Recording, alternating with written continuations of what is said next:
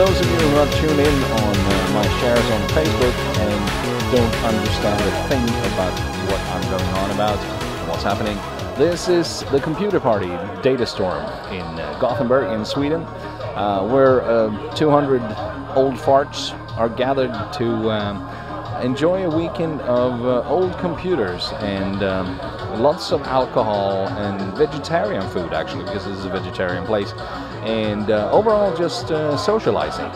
So this is basically a nerd fest on steroids, with competitions and where people are trying to outdo each other with weird performances on machines 30 years or older.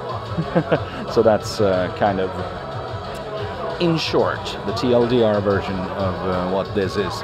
And this is a demo scene event. If you have no clue of what the demo scene is, I suggest that you Google it. It is a sort of a subculture that is, well, pretty unknown, to be honest, but still a lot of people in high places are actually involved and has been involved in it.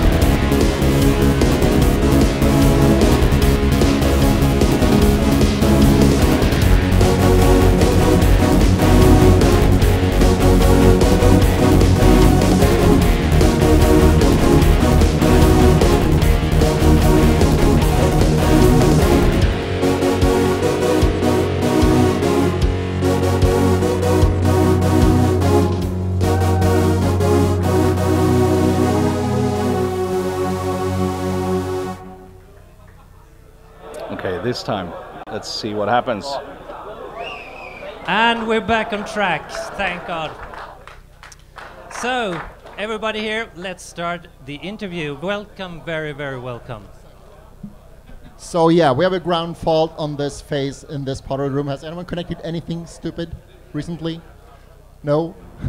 All right. So if you have anything important on this power phase, please unplug it. We'll be plugging it in and out a lot from now. Thanks. So just don't use your microwave oven right now, please. No water, no vacuum cleaning, not for you.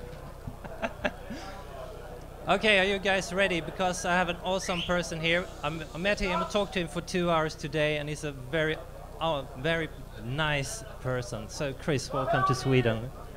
Hello.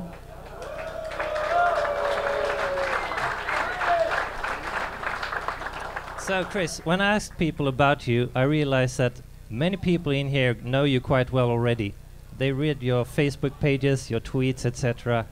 How much time do you actually spend on keeping yourself posted on the web?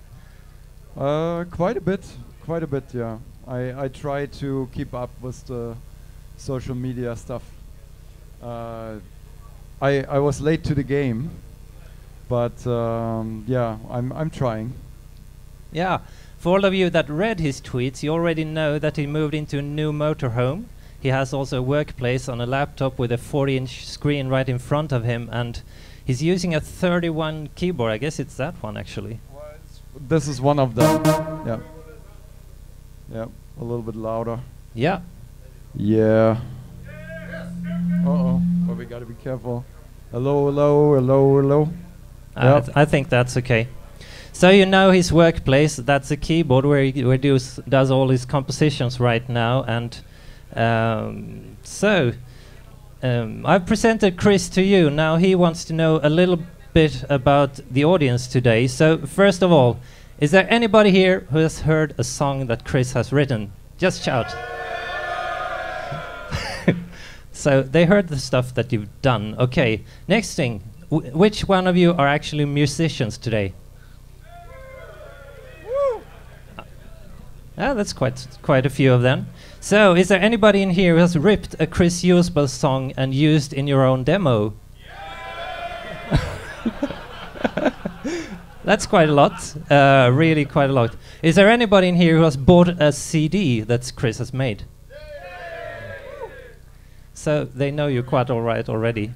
And if you followed him on YouTube, you also know quite a lot about his history. So, well, so let's talk about the stuff that they don't know, like what you did last week.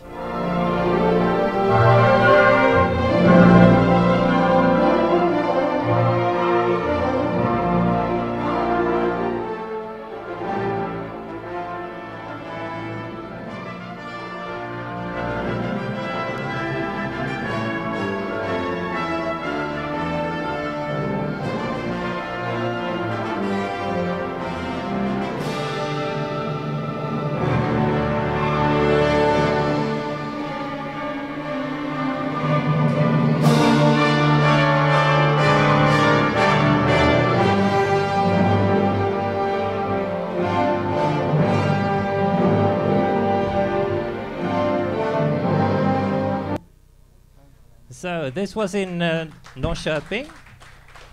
Yeah, this was actually not far from here in Norrköping. Symphony recorded that for us, and this is the latest album that we did from Kickstarter, and it's all recorded now.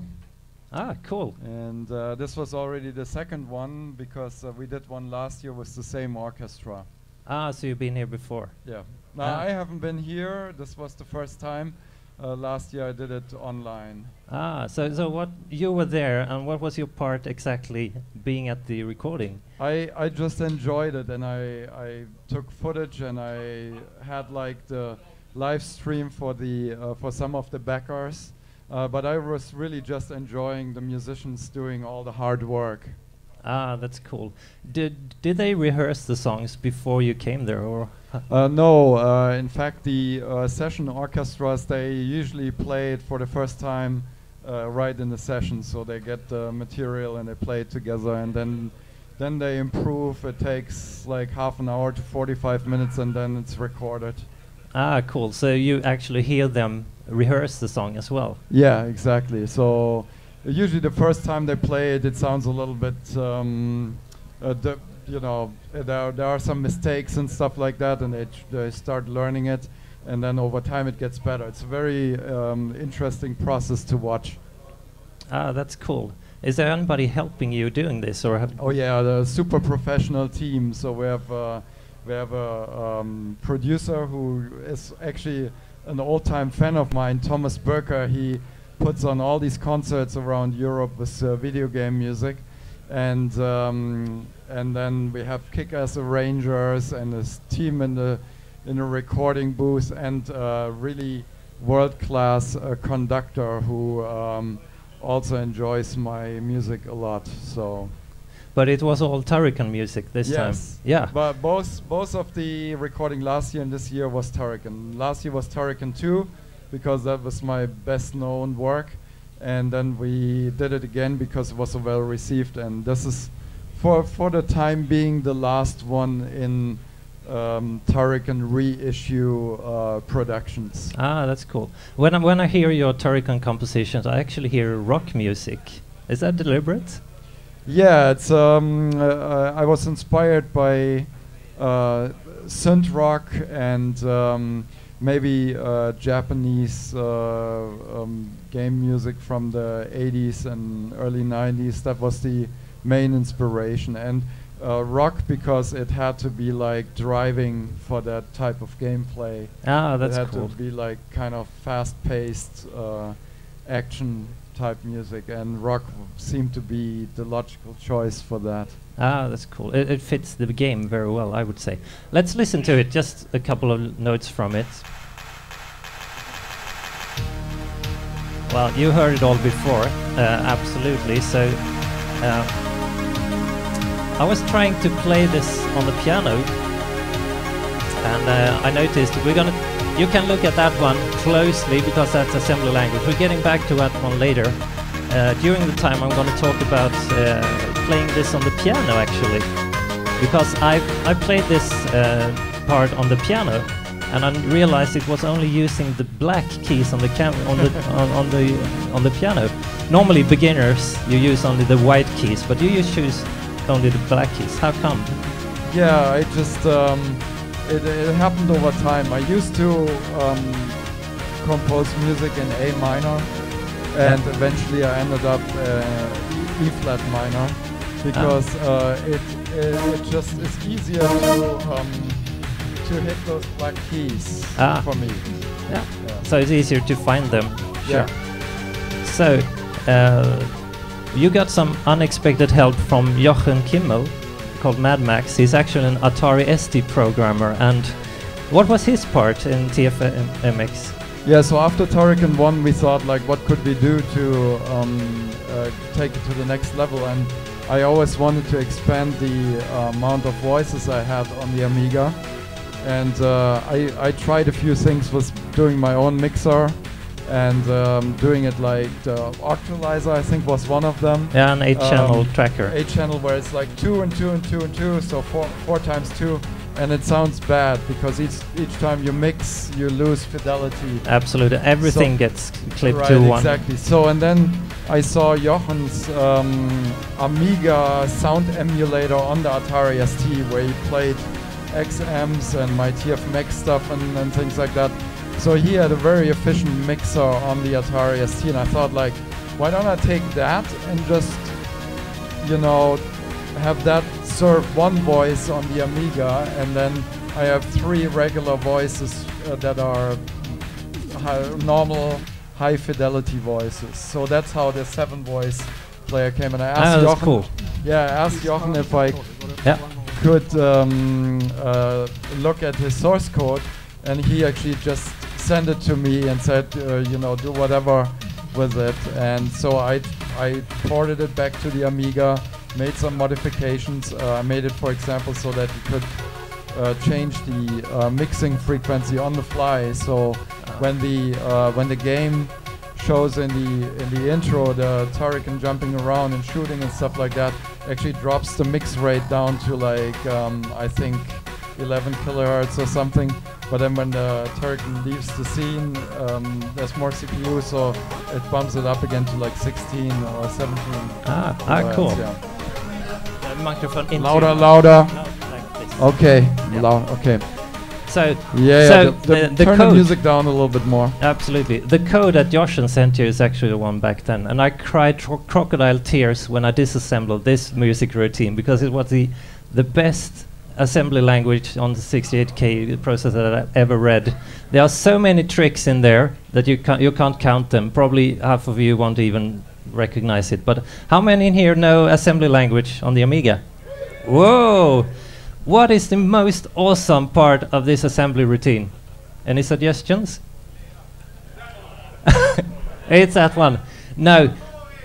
It is that it actually uses the 32-bit registers for 2 different purposes. So it uses the lower 16 bits for one part and the upper 16 bits for something completely unrelated. And it takes a day or 2 until you realize what this mixer routine actually does. Yeah, I didn't understand it myself, but I was able to adapt it, and thanks to Jochen, you all have this amazing 7-voice music. That's cool. So this was back in 1991. So you probably recognize Chris on the right side here, and on the left side you got Peter Firolf. He helped you with the TFMX as well. Yeah, he made the editor program.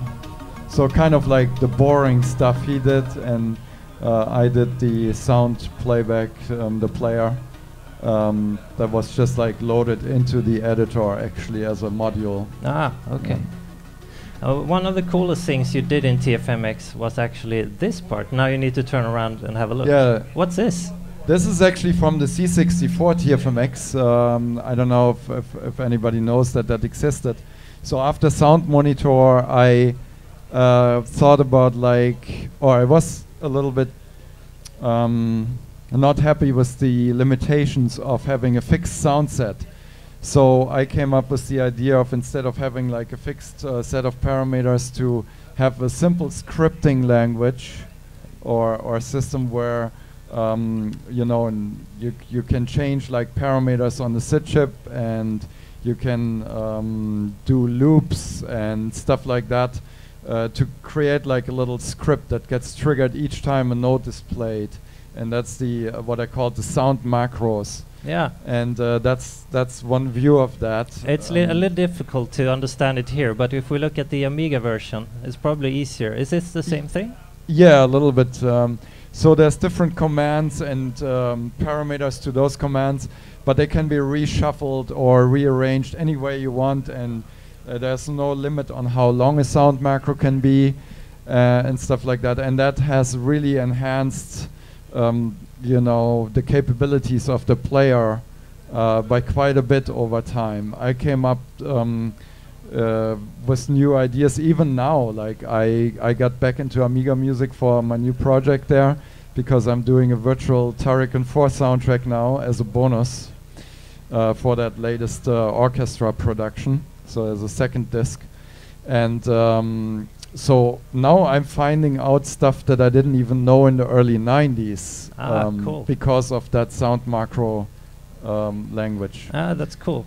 And Peter Thirov is not doing that development nowadays then? No, he has his own games company now. Actually, he reacquired the Kaiko name and does it under Kaiko. Yeah. Okay, because you two together, you did the R-Type arcade conversion more or less.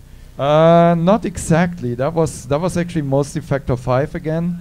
But I did music for that. Yes. Okay. Because the arcade game of R-Type didn't have any music. Yep. So let's listen to the C64 version of the R-Type.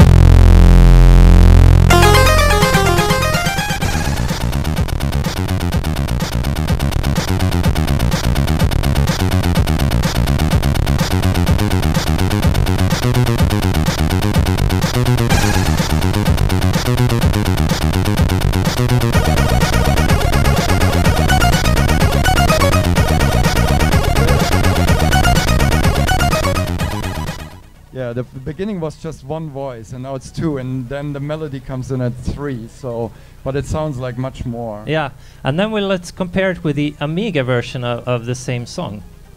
It's not the same song. It's a no, new that's the composition. problem. But let's hear it anyway.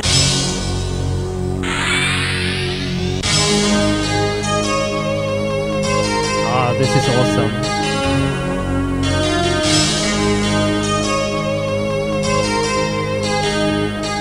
Yeah, I guess you heard it before. It's a completely different theme. How come you came up with 2 different songs for the same game? But when I moved over to the Amiga after I had done the C64 version, I thought like, okay, this actually is sample based. We need something, not just porting the same melodies and stuff, but do something that's actually, takes the Amiga capabilities and does the best with it. So I thought about doing something a little bit more cinematic. That's why that came about. It's a really epic sound of the R-Type in Amiga, I would say. But they both used the TFMX stuff to a great extent. The C64 version is probably one of the best sounding technical pieces I've done, and the Amiga version does this thing in the beginning with effects that sound almost like waveforms are played backwards. And that's what it is. It's like kind of a little bit like granular synthesis where a little loop gets played, and with the sound macros I'm shifting it backwards over the wave, and that gives these effects and stuff like that. So instead of storing a reversed sample in memory, and also since all my samples are like in one memory chunk, there's not like separate samples like on a tracker or something. They're all like behind each other. I can actually drive through several samples, and that gives these effects. That's cool. Yeah. When we talk about samples and instruments, have you kind of played any other instruments besides the synthesizer? No, not really. Keyboard and synthesizer, that's kind of what I grew up with and where my love is. Okay, I saw a guitar lying in your... I have a ukulele. Ooh. And I used it a few times, especially on the number 9 album. There's 2 pieces where I used it, but it's heavily edited, so I can't really play it live. I just strummed a little bit, and I did some picking, and then I edited it together, but it still sounds cool. So it's a cut and paste of the samples? Yeah. But I just have fun with it, but I'm not a ukulele player. Oh, that's cool. But you brought a synth here, and I know you can play the synth. Would you play something for us? Would you want Chris to play something? Actually... what you heard in the beginning was actually I played, but I'm not a great keyboarder or performer, so don't expect me to do all this crazy stuff. There's people who are doing that much better, but I can play what I need to get into the computer from my mind. That's the important thing. So yeah. I heard that you record everything that you're trying out. Particularly in the old days where I didn't have like a sequencer running and stuff like that, I had a tape recorder constantly there, and each time I was like jamming with some sounds, I always recorded that onto tapes, and I still have those tapes today. And so there's like in some of these early recordings, there's like proto versions of melodies that are later used in games then. Yeah. Actually, Chris, he brought some of his tape, but do you want to play something a little bit longer? Is it the organ stuff? Or yeah, it's the organ stuff. I can't really.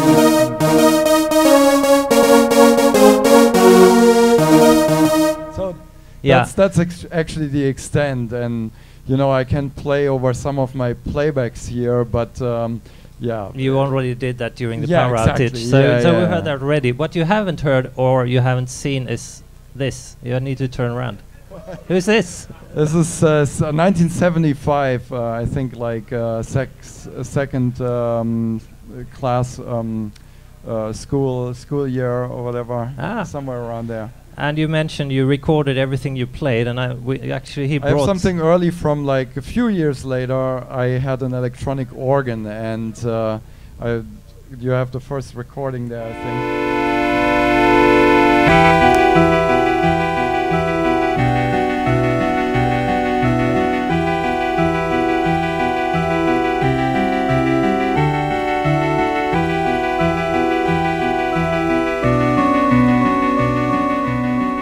About 10 years old or so, and then thank you. Cool. And but what I always dreamt about was to have my own synthesizer. So we couldn't afford it, and this also comes where the C64 comes into play later. But when I had that organ, I actually started to make new connections inside to enhance the sound. So I was circuit bending before that was even a term. And I have a second piece that's like a few months later where I'd circuit bent the same organ and sounds.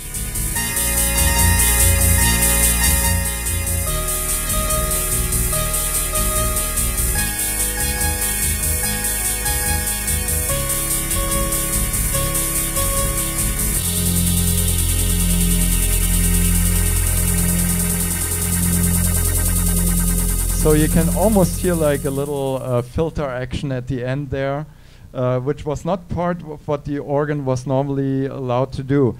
And then I kept going at it, and a few months later it blew up. So I circuit bent it to death, yes. Oh, that's cool. Which year was this approximately? Probably 81, 82. 81. Oh, that's so somewhere cool. around there. When it blew up, no. No. No recording of that one, but we have another recording and another photo. I mean, this man is as tall as his house, but he grew up and looked something like this. Oh yeah. My first MIDI recording there. But MIDI wasn't invented back in 1980s, or that was probably like around 84, 85. Well, how on earth did you get your hands on an expensive MIDI synth back in 1984? I did not. I actually helped out at a local music store, and he had some machines around, some synthesizers, and an early Steinberg sequencer, and that was the first things I used there. And I had my C64 already, but this was before shades and everything. Yeah, so okay. Well, we're talking about shades. I guess you know that most of you know this guy from a computer magazine. And, well, let's start shades then, shan't we?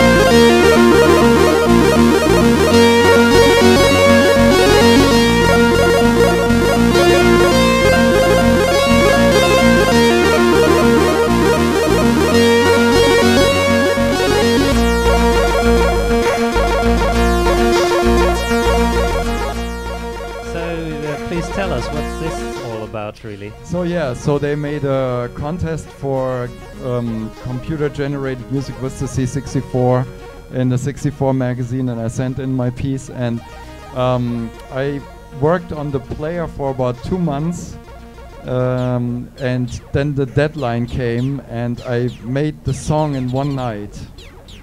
And my only goal for this contest was to get on the cover discs. So like one of the top 10 people, and to my surprise, I won the contest. So yeah, but you never got on the cover disc, though. no, I think it was on there. Yeah, with the other It was 9 because people. if you turn around, you can see the 64 issue from October 1986.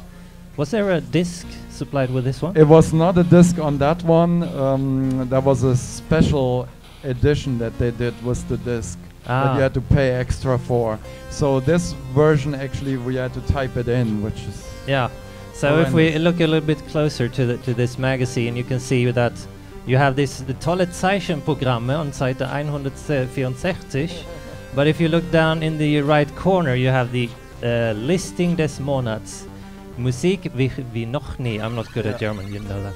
But if we go to the article, I guess you wrote that article, or did anybody else? part of it. Yeah, I'd help from the editor there, but yeah. So I made the sound monitor, and that was a direct connection to the Shades music, because that one I actually hacked into memory with the regular machine monitor. You know. Ooh. I think it was S-Mon or C-Mon or one of those early ones, and it was horrible to edit that and compose in it. So I told the editor, okay, I could make a program to make that easier, because he wanted to learn how to do it. And he said, okay, if you do that, it's gonna get listing of the months. And so I worked for a few months, and this was the result. So I called it Sound Monitor because of that. And Sound Monitor, that was a program that you didn't get on a disc. No disc or anything, because you got it in a paper form. So it actually looked like this. This is Chris' Sound Monitor as it looked in the paper. So just start typing, guys. Holy moly. Holy moly.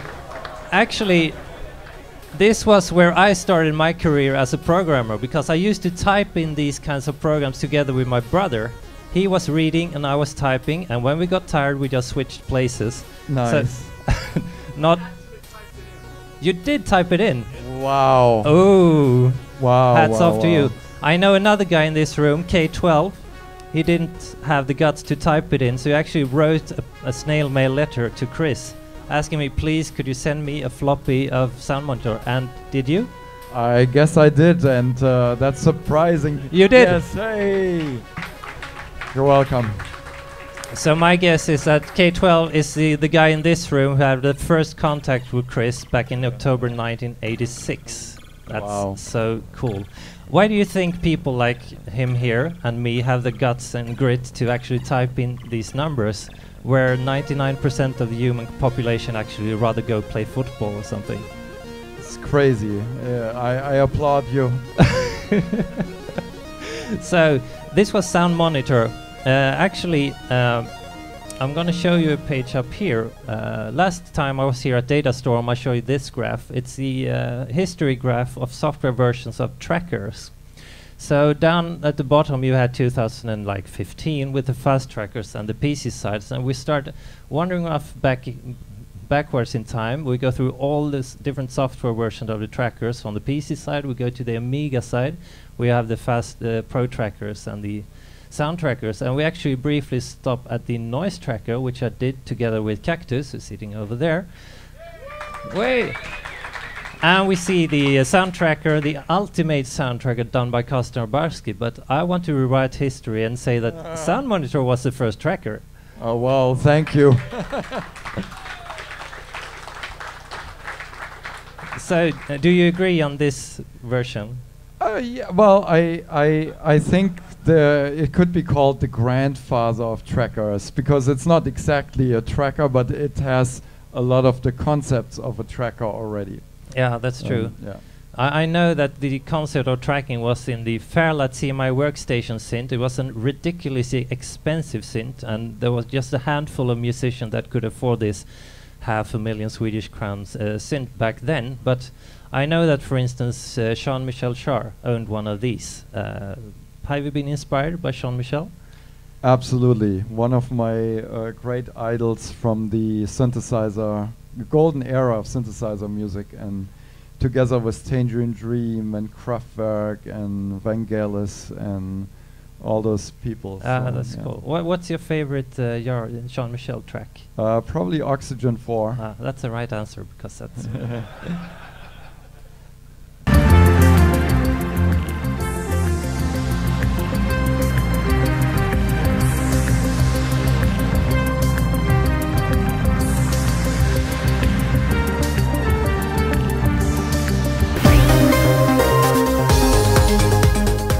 So this is what Jared does nowadays. I'm gonna go back to that one. Just enjoy 20 seconds of new jar music.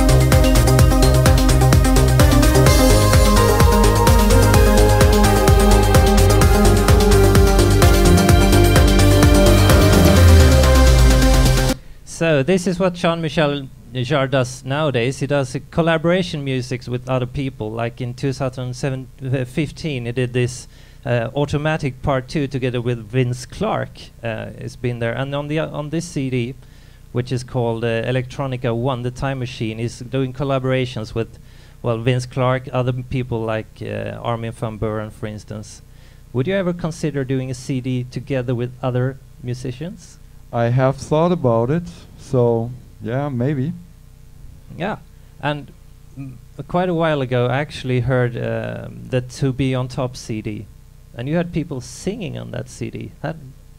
Yeah, we did like a couple. I have a DJ friend who did kind of quite a few known productions over in Germany, and but he was at the time still upcoming, and he had singers that he always invited into our studio, and so some collaborations happened back then with him. Yeah. But were you aspiring to be a musician in the... I did try, in fact, in '94, and you don't have that, but you're very well researched, I know. But I actually had my own dance music project called Native Vision. Ooh. And a song called Easy Life, and it played in the local clubs, and we had like a singer and a rapper, and people were dancing, and it could have become something, but it did not. So I went back to game music. That's cool. So you went back to game music in 1994, and you've been doing game music ever since. Yes, pretty much. That's cool. Here at Datastorm, we're mostly thinking about stuff that happened 25 years ago. We're kind of stuck in the roots. So let's go back to Sound Monitor and the demo scene, because this room is filled with demo scene people. In the newer times, we don't use your music routines anymore. And the reason for that is that they take quite a lot of raster time, and they take quite a lot of memory, and they're not really fit to be in a modern demo. But your R-type music, for instance, takes like 35 to 40 raster lines. Did you ever improve your routines to make them smaller or faster? A little bit. The TFMX was definitely more efficient than Sound Monitor, but I never tried to push the envelope there. It was okay for those productions until they were done, and I had already moved on to the Amiga. Yeah. So that would be something, if I ever do something comparable to retirement, and I still have my marbles, then I might get back into it and create a player that's more efficient. Yeah. There's plenty of people in this room that would love to help you, so... Okay, yeah. So, but in TFMX, you actually you wanted to have it musical, so you spent quite a lot of raster time just to make musical correctness and... Yeah, or stuff that I just wanted to have for myself, but I didn't want to spend like days trying to make it faster. It was perfectly fine at the time. Yeah, I mean the three kings of C64 music, as far as I see it, back in 1987, it was Rob Hubbard. He was the king of memory usage and raster time, and I mean looking at his play routine, it was marvelous. And then you have Martin Galway, the king of SID filters, and then here we have the king of samples. Well, thank you. Yeah, I'd say really. Those other guys, Galway and Hubbard, did you ever meet them back then? Again? Did you meet Rob Hubbard or Martin Galway? No, not until very much later. I met Rob Hubbard when I was already in the US. I think it was in '99 at Game Developers Conference. Oh, and Martin Galway even later than that. I think it was maybe 2004. Ah, then I met him before you. I met him in 2003. He's a really nice guy. Did you feel it like a competition between the three of you, or how did you feel? Back then, not at all, because I mean, we were like maybe 4, 5, 6 people in all of Europe who were doing game music. Yeah, there wasn't that many. And I started right to work for Rainbow Arts in-house. Did most of their games, so I had plenty to do. Yeah. Did you ever look at their replay routines, or they disassemble their codes? No, I did not. Do you think they looked at yours? I don't know. No. I know one routine that you did disassemble, and that's the Digidrum's drum machine. I did not disassemble it. I just realized that you could have SID voices on and hear them, while the Digidrum was kind of steered by a basic program. It had it has assembly. It was an assembly routines. Interrupt going in the background, more or less. Exactly. So I was able to test it out, to play those Digidrums in the background, but also fiddle with SID registers, because I wanted to find out how they're doing it. And I realized, oh, it's actually done with the volume register. And then I built my own sampler with Peter, my friend Peter Tirov. Yeah. Hardware sampler. I think we killed like 3 664 until it worked. And I sampled in sounds, and I did my own NMI sample player. There's a little anecdote if we have time. Do we have the time? Yeah. Yeah, go on. So I actually did that in 1987, in the about summer 1987. Before Giana Sisters, before Jinx, before Bad Cat, all that was released. I had that sample player there at Rainbow Arts, and I was not part of a demo scene or anything. So I was waiting for those games to be released to show off that sample thing, because it was mind-blowing when we did it in the in-house. It still is mind-blowing. And then, of course, game development is always late. So games were coming later and later, and it became like fall, and Arcanoid was released with Martin Galway's pseudo sample play. It wasn't. I mean, he did like little. It wasn't samples. It wasn't. It was something generated, but it had a similar effect. Yeah. And I was a little bit bummed about it, to be honest. Because I beat you to. Yeah, because he had like that force voice kind of. And I had it already laying around for months, but nobody heard it. Yeah, that's true. But it's all good. Yeah, no but one of your early tracks with samples was like the Bad Cat soundtrack and the Dulcido Coggi. I can't pronounce it. What's it pronounced? Dulcido Cogitationes. No, Dulcido Cogitationes. Yeah, something weird. Who came out with that stupid name? Peter came up with that because he had Latin in school, and he wanted to do something like that. I don't know. Anyway, we've talked for quite a while now, so let's hear Dulcedo Cogitationes. Okay. But with a twist, because 13 years ago, before I even knew that I was going to be here, I did a mashup between Chris' song and a girl called Amber. So let's listen to that one. It's time for Sexual with Amber. Don't you know that when you touch me, baby, that it's torture? Rush up against me, I get chills all down my spine. When you talk to me, it's painful. You don't know what you do to this heart of mine. Amber, don't you know? And it's kind of funny because I showed this video to Chris just this morning, and he's never seen it. I guess you never heard it anyway. But I'm surprised, and also this is also like her song is later, right? Yeah, absolutely, much later. because then I told you a story about Yeah, then Amber. I heard a fantastic story about Amber and Chris. Would you want to hear it? So, to quote you from today, you told me about her song "This Is Your Night," and she and her producers said, "This guy, Chris Hülsbeck, is a nobody, and we've never heard about him." It was some fans pointed out that her song sounds like Hollywood Poker Pro, the melody, the intro melody. So You mean this one?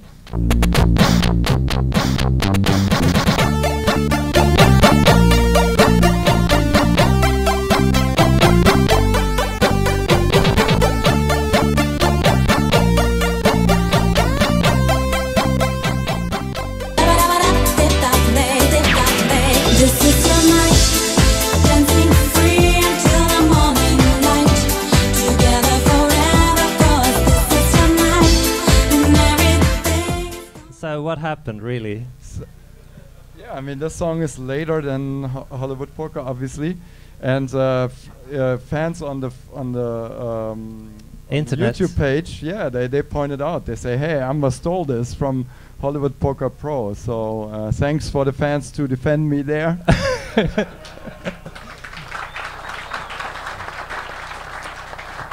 But then again, as we've seen in numerous examples in the Commodore 64 industry, we have the Cancroft and the Lazy Jones theme from David Whittaker, and we have the Timbaland versus, yeah. So nothing happened, I guess. Of course not. I did not try. I just saw the conversation. That was it. And Amber apparently was, and her team, they were arguing with the YouTube fans. Ooh. So I had nothing to do with it. No, but still, it's a cool song, both of them actually. But Hollywood Yeah. Poker Pro is an ace song, really. But most other game music composers on the C64, they were inspired a lot by other musicians. So it's time for a game, if you're up to it. The game is, I'm going to play a song, and you're going to guess inside your head first which C64 game is the music inspired to.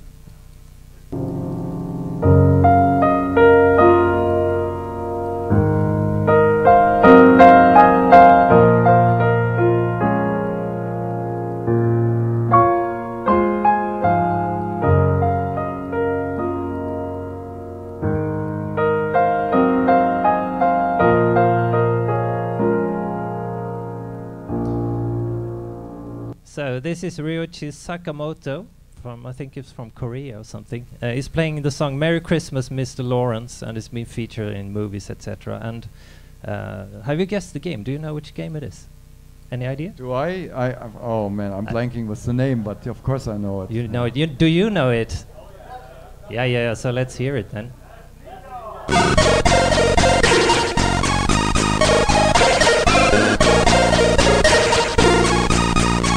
No, it's not Fast Ninja. It isn't. It's International Karate by Rob Hubbard. Close but no cigar, that's true. Next song for you. This is much more difficult, but it's still very much related. I'm gonna play Hot Water by Level 42 for you.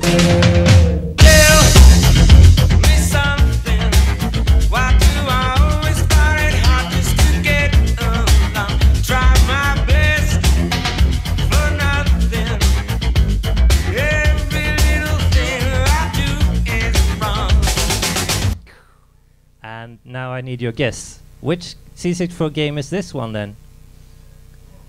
I'm gonna give you a clue. We talked about Rob Hubbard, and he cloned the Mr. Lawrence music. And so the next one, I think it should be Galway, shouldn't it?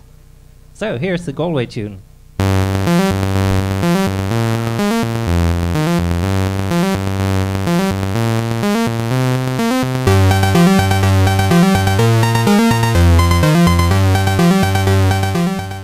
If it's a rip-off or not, I'm not going to discuss that one, but they have the similarities in the bass mostly, as I would say it. And so the last example I'm going to give you is this girl over here.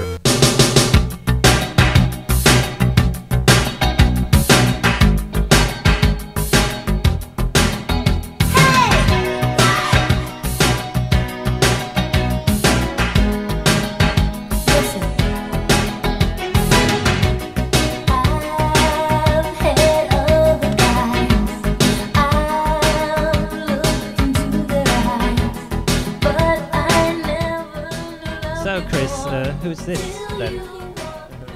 Yeah, Jana Sisters. It's the Jana title track, Sisters. yeah. Of course it is. Only inspired though.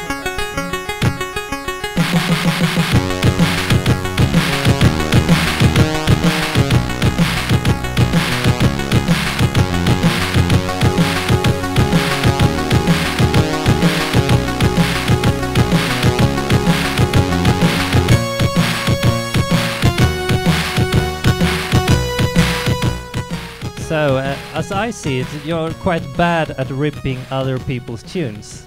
But where's the line between plagiarizing or just plainly stealing a song or making it into your own? It wasn't heavily inspired by True Blue, but it's not a copy. No, this isn't a copy, but it has the happy melody. Yeah. It has the bass, it has the feeling, I would say. And this was actually requested by the boss of Rainbow Arts. He was a Madonna fan. So he wanted a song like this. Yeah.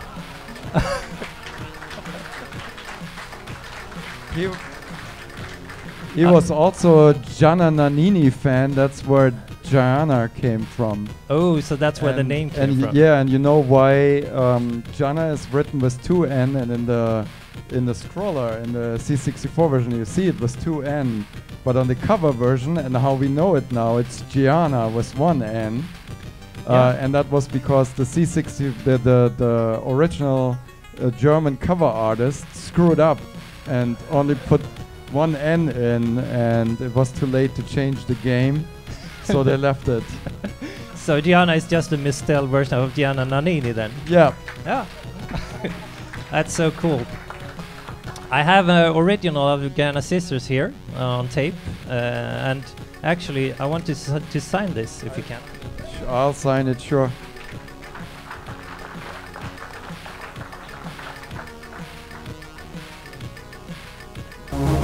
Now these babies, they go for hundreds of dollars on eBay, so I'm not sure if it's gonna raise the value when you have your signature on it, but it must be, of course. Probably. But the reason for these being so ridiculously expensive is that the game was a rip-off of some strange Nintendo game I have never heard about. It's come heavily inspired by. Was that deliberate? Heavily inspired indeed, yeah. No, that was a rip-off, except for the music.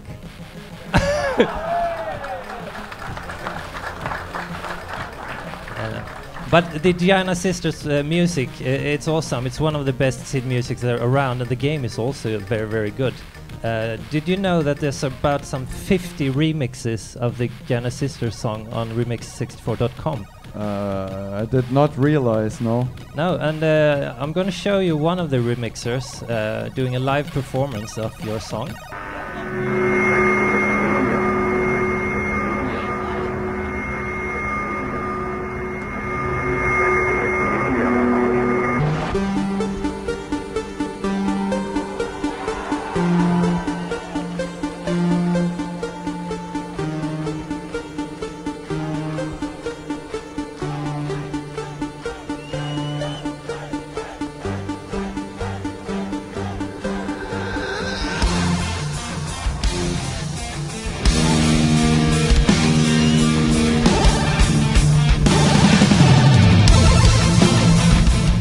So, Chris, when did you learn about this cover of your song? Yeah, I heard it pretty soon after it was released because it was extremely well received and I loved it too. And I actually stayed in touch with those guys and then brought them on board for the newer Gianna Sisters, so Twisted Dreams. So you contacted them, yes, and said we would like you to be part of the new game. Yeah, because when I saw that game and the way it like switches over from one graphics to another, like a morph, I thought we should do the same with the music, and that's when I remembered their remix, and I actually tested it with that remix if it works. And then immediately we contacted them and asked if they would do, their, heavy metal versions of whatever we come up with for the game. And they did, and that became Twisted Dreams. Yeah. That's cool. Anybody here played Twisted Dreams? Yeah. Woo! That's a Kickstarter. It was a Kickstarter.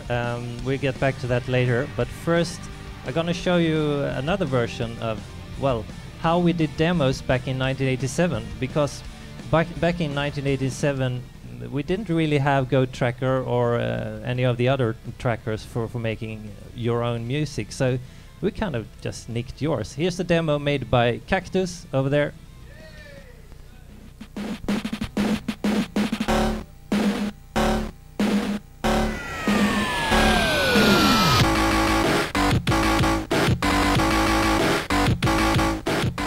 Well, your song, To Be On Top. From To Be On Top, yeah. So it's used in more than 40 demos released on the demo scene. How do you feel about other people using your songs on the 64? It's pretty cool. It is? Yeah, I don't mind. That's cool. So the demo scene, the people here, are you following us? Have you seen anything that we've done? Recently? Yeah, sure. Every now and then I see like demos on YouTube. But when I worked with Rainbow Arts, it was still like mostly the cracking scene, and so they were kind of our enemies. So I did not get into it actually until much later, and so now I'm meeting all the people that were already active back then. But I did not have that exposure in the beginning years. No. In this room there are like 200 nice people, and then you had those guys in the sofa here previously. Those are the bad guys, so you should kick his ass over there.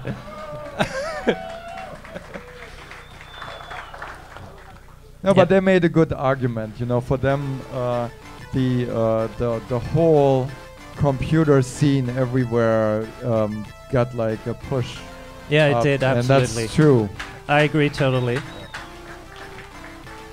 So, but we're making some progress in the demo scene as well. 10 years ago, almost, a guy in Finland invented this 8-bit sample playing routine on the C64. It's amazing. It's amazing.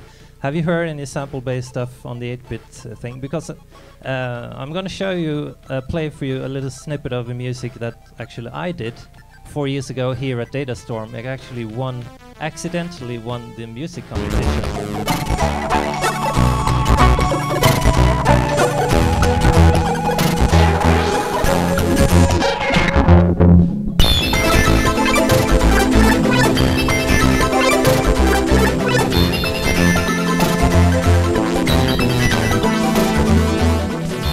Could you ever imagine a C64 sounding like this? You guys are officially insane.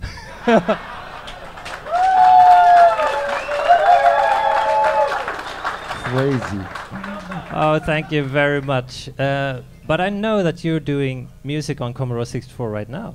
I am, but it's nothing technical. It's purely from a composition standpoint, because the music I do is for an RPG, a new RPG, The Unknown Realm.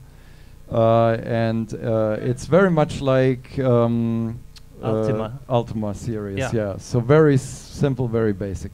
But have you taken the music routine from Ultima as well, or you use TFMX? No, the guy coded his own, and he has only, I think, 144 notes per song that he can play. Otherwise, his memory is full. So you just got 2 kilobytes of memory or 3 something or whatever. like that. Crazy, yeah. Well, if you want to have some advice about how to make a song into just a little bit of memory, you should ask Dane. Unfortunately, Stellan, you're not here today, so so ask Andreas Jackasser over there if you want to know something. Internet is our friend. Yeah, that's true. How do you feel getting paid for doing music on a 35-year-old computer?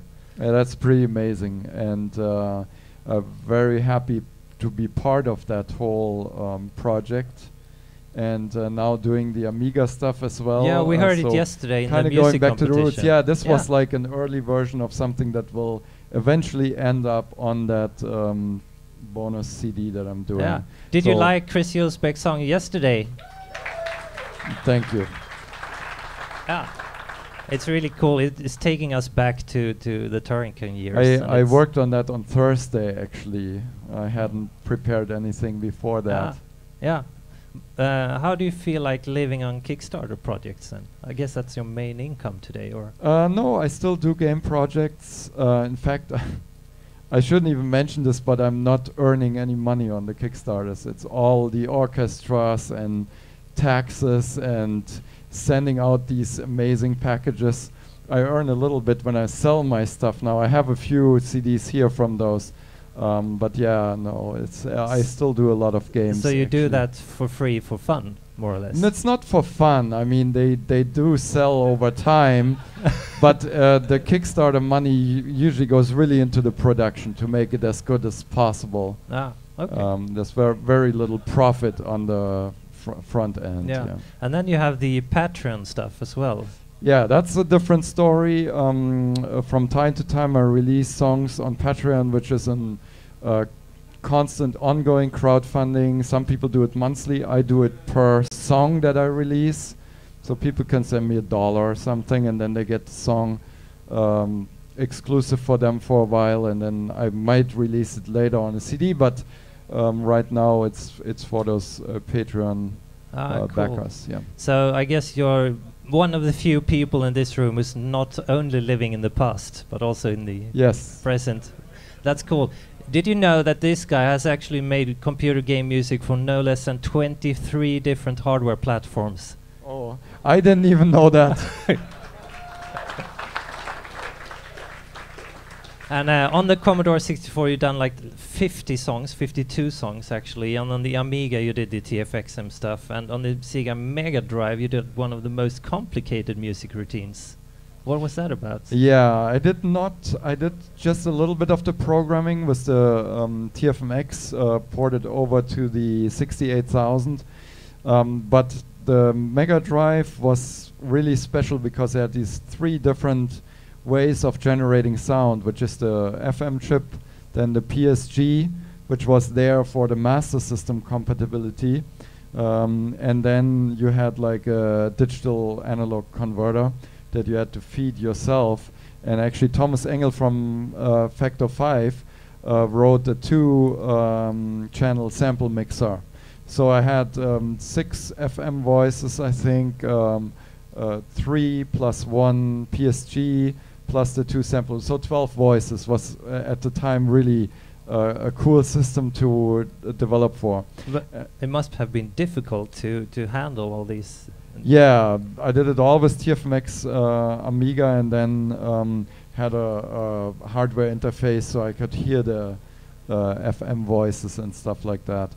And one thing I have there is Thomas Engel used the Z80 processor to mix those 2 sample voices so they don't take any CPU from the 68,000. And that was actually not allowed by Sega. Oh. And we thought about that it could like fail the whatever bus or that hardware. check or whatever they do. Yeah. But it went through and it was produced. Yeah. So you actually hacked the system doing something that you weren't Yeah. supposed to do. That's what we do all the time. Yeah.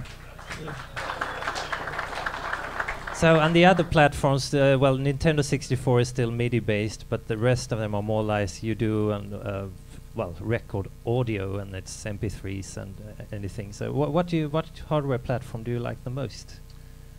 The The right answer is from Sid, the of older course. ones. Yeah. Yeah, so definitely very much enjoyed working on the Super Nintendo. Yeah.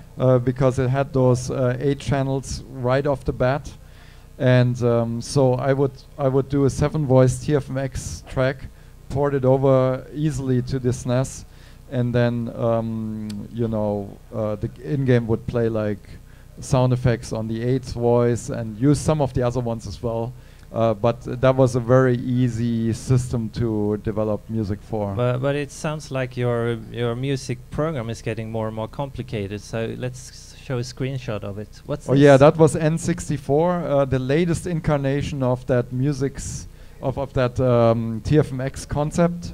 So it has sound macros, but it uses MIDI as like the way of creating the sequences. And we actually licensed this to Nintendo. They used it for several years for their third-party developers. Ah, cool. In 1998, you moved from Germany to the US. How come? Yeah, that was that Star Wars Rogue Squadron project for Factor 5. They had moved 2 years earlier and worked with LucasArts on the Star Wars game, and they needed my expertise to get Star Wars style music into that cartridge, because it was the last cartridge-based console that Nintendo put out. And you did that music in this program, With right? this program, yeah. And it was in-game, I think it was 12 to 14 music voices. I think 16 was the sound effects. And on the title music we had 24, I believe. Ah, but this you all do with a laptop and a keyboard like this, more or less. More or less, yeah. Yeah. I know you moved into a smaller house. Actually, I'm going to show you Much this house. smaller house, No. yeah. So last year, early last year, my wife and I, we sold our house in the Bay Area and embarked on this adventure and traveled around the US and having fun and seeing things. And now I actually downgraded again to something even more nimble and easier to drive and park, and yeah, still traveling. But I where have do you my keep your stuff? Where's your synthesizers? And it's all virtual these days, all in It the is. laptop. so you sold everything, or No, yeah, most. Yeah, I have still storage in the Bay Area with some stuff, but yeah. So whenever you like to get inspired, you kind of drive to a new place. Exactly. I always have like amazing views. Oh yeah, there's one. Yeah, parked next to this canyon and had this view for a week. That's nice. But when you do the Commodore stuff and Amiga stuff, do you do that on emulators as well? Yes, I use emulators. I still have a Commodore 64 keyboard with USB that I hook up to the Vice emulator, and then I can use the original Commodore keys. Cool. Yeah. Do you ever check your music on the real hardware somewhere else? Yes, yes, of course. And that album that I produced, that bonus album, will be recorded on real hardware. Cool. We have a few minutes left until we're supposed to be stopping, so I just want you to, or my friend Linus Kingfisher Valet from Triad, who's not here unfortunately today, he wants to you to name a SID song or anything else that's one of the most underrated. It could be yours, it could be someone else. So is there any SID song that you would like to pinpoint? You should listen to this one. Oh, I mean, from other people, there was this weird song from the Mighty Bog. Yeah? I think it was called Tang or something like that. That was fun. I don't know. Paul Norman did cool songs, right? Yeah, he did. Forbidden Forest, I Yeah, guess. and Aztec Challenge and stuff Yeah. like that. They were not technically really that impressive, but musically they were really cool. Yeah, love those.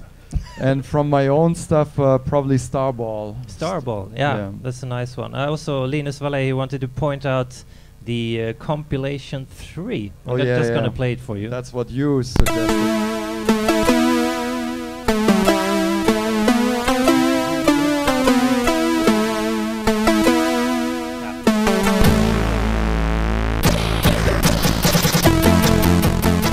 So, do you like listen to chip music yourself nowadays? Yeah, of course. When I come across it, and certainly enjoyed the competition yesterday a lot. There were very cool entries there. And Yeah, certainly. Well, next week you're going to Finland to a piano concert. It's gonna sound something like this, I guess.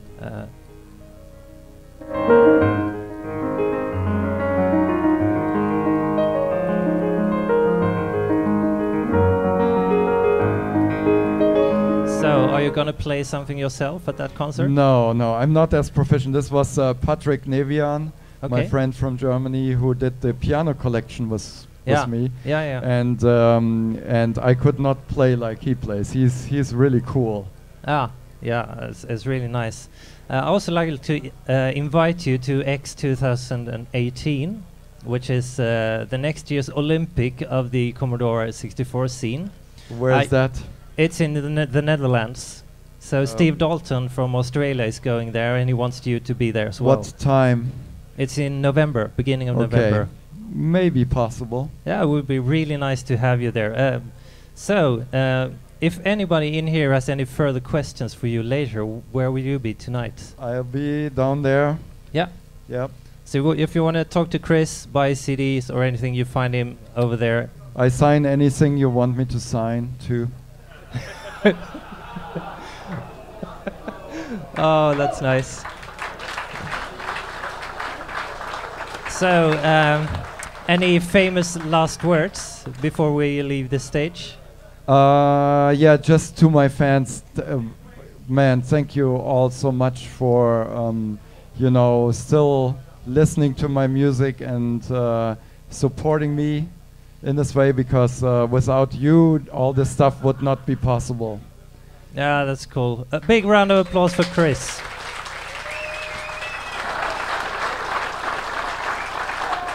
And also a big thank you to the organizers of Datastorm, who actually invited me here, and they're treating me really nicely. So thank you guys.